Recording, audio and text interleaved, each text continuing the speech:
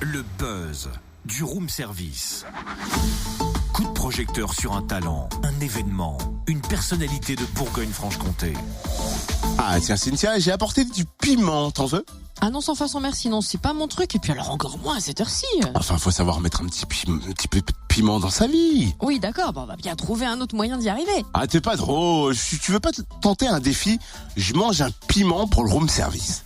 C'est pas moi qui fais les défis, c'est toi, alors n'insiste pas. Bon, alors va pour du piment dans les yeux. Non, mais ça va pas la tête, hein, t'es devenu fou furieux, toi. Hein. Avant de t'énerver, laisse-moi t'expliquer le pourquoi du comment. C'est le nom de la pièce de la compagnie Anteprima à découvrir jeudi à l'Arc au Creusot.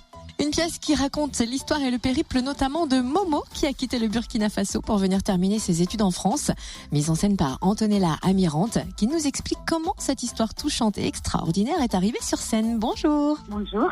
Comment est né Du piment dans les yeux ? Piment dans les yeux, c'est né, ça fait 2 ans et demi. Je cherchais un texte pour parler de cette migration, de ce passage de frontières, que ça m'a concerné aussi, passage de frontières beaucoup plus facile le mien, entre l'Italie et la France, et j'arrivais pas à trouver un texte. Et je n'ai parlé à Olivier Fabier qui est avec moi, il travaille à la maison Antoine Vitesse, qu'il est journaliste, qu'il est historien, et qu'un jour il m'a appelé et il m'a dit « Je t'attends à la gare de Nantes ce week-end ». C'est une surprise. J'ai dit ok, je demandais rien de plus. Je suis arrivée à la gare de Nantes et il m'a présenté Momo. Momo, il est parti de Côte d'Ivoire pour pouvoir aller à l'école. Ses parents, ils étaient des Burkina Faso. Sa mère, elle était promise à un mariage très jeune.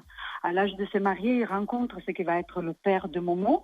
Donc, ils doivent s'enfuir, ils vont en Côte d'Ivoire, ils se marient, ils font 8 enfants. Momo, c'est l'avant-dernier. Donc, les enfants, ils naissent étrangers chez eux. Ils naissent de nationalité burkinabé en Côte d'Ivoire. Donc, ils ne sont pas prioritaires à l'école publique, donc école privée. Et la famille, il peut payer seulement une école à la fois. Et Momo, il va à l'école, il est super, il adore l'école, il est première de sa classe, mais à l'âge de 14 ans, il faut qu'il arrête. Et comme ça, il commence son voyage à la recherche d'une école pour apprendre. Et son voyage, il le ramène juste au port de l'Europe. Voilà, il m'a raconté de son histoire, je l'ai trouvé super.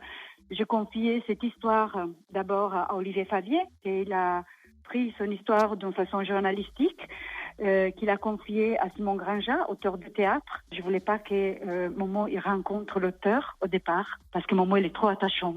Donc il fallait en distance pour écrire. Et donc Simon Granja, il m'a écrit les pièces. En inventant aussi ce personnage d'Inaya, il s'est inspiré de plein de cas vrais, de jeunes femmes qui ont tenté l'aventure aussi. Et ces 2 jeunes qui quittent leur pays pour différentes raisons, qui se retrouvent sur la route et font un bout de voyage ensemble. Et alors, est-ce que Mohamed joue son propre rôle ? Ouais, alors j'ai hésité énormément.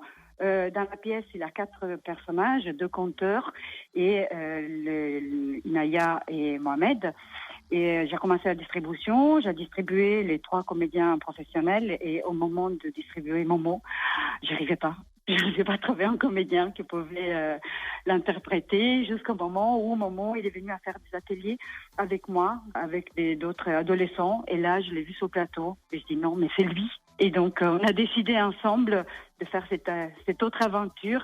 Et donc, oui, il joue son propre rôle sur scène. Comment avez-vous travaillé la mise en scène et quel genre de décor avez-vous mis en place pour que ce récit soit totalement vivant sur scène ? C'est vrai que dans tous mes spectacles, je pars toujours en lisant le texte et puis du décor.